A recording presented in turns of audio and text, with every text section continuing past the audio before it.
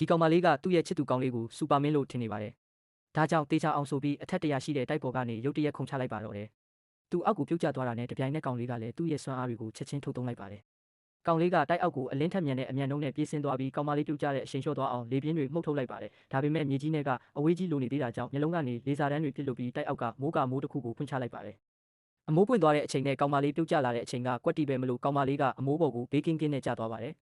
အဲ့ဒီနောက်ကောင်လေးကလေပြင်းတစ်ချက်ထပ်မှုတ်ပြီးကောင်မလေးကိုမြေကြီးပေါ်အသာလေးချပေးလိုက်ပါတယ်။ပြီးတာနဲ့ဘသူမှမရိပ်မိအောင်တိုက်ပေါ်ကိုချက်ချင်းပြန်တက်သွားပါတယ်။ကောင်မလေးကတော့ဘာမှမသိလိုက်ရပေမဲ့တန်တရားတော့ဝင်နေတော့မှာပဲ။နောက်တစ်ခေါက်မှာတော့ကောင်မလေးကကောင်လေးကိုမြစ်ကမ်းဘေးခေါ်သွားပြီးမတော်တဆပြုတ်ကျသွားတဲ့အောင်ဟန်ဆောင်ပြီးရေထဲခုန်ချလိုက်ပြန်ပါတယ်။ကောင်လေးဘာမှမလုပ်ရင်သူမှတည်သွားနိုင်ပါတယ်။ဒါပေမဲ့ကောင်လေးကဒါဟာသူ့ကိုစမ်းတက်နေမှရိပ်မိသွားပါတယ်။ဒါနဲ့ချက်ချင်းပဲမြစ်ကမ်းဘေးကိုပြေးသွားလေစာမျက်လုံးနဲ့တစ်ပင်တစ်ပင်ကိုဖျက်ချပြီးရေထဲကိုပစ်ချပေးလိုက်ပါတယ်။ပြီးတော့ကောင်မလေးကိုတစ်ပင်ကိုဖမ်းထားဖို့လှမ်းအောင်ပြောလိုက်ပါတယ်။ကောင်မလေးအသက်ရှင်သွားပြီးနောက်မှာတော့သူမလည်းတဖြည်းဖြည်းနဲ့ငါကောင်လေးစူပါမင်းမဟုတ်တော့ပါဘူးလေဆိုပြီးယုံလာပါတယ်။ဒါပေမဲ့လမ်းလျှောက်နေရင်ကောင်လေးကရုတ်တရက်ခလုတ်တိုက်မိပြီးသူ့လက်ကမိဘုံထဲကိုတန်တန်မတ်မတ်ကျသွားပါတော့တယ်။ကောင်မလေးလည်းလမ်းဖြတ်ပြီးကောင်လေးစီပြေးသွားပေမဲ့ကောင်လေးရဲ့လက်ကဘာတန်ရာမှမရပဲအကောင်းမကတိဖြစ်နေတာကိုတွေးလိုက်ရချိန်မှာတော့သူမအတော်လေးအံ့ဩသွားပါတယ်။ဒီတစ်ခါတော့သူမရဲ့တန်တရားတွေကပိုပြီးကြီးမားလာပါပြီးနောက်နေ့မှာတော့ကောင်မလေးကနောက်ဆုံးအနေနဲ့စမ်းသပ်ဖို့ဆုံးဖြတ်လိုက်ပါတယ်။သူမကတနက်ကိုယူပြီးကောင်လေးကိုတိတ်ပစ်လိုက်ပါတော့တယ်။ဒါပေမဲ့တနက်မှန်တာတော့မှကောင်လေးကပုံးပဲ့ရာလေးတော့မရသွားပါဘူး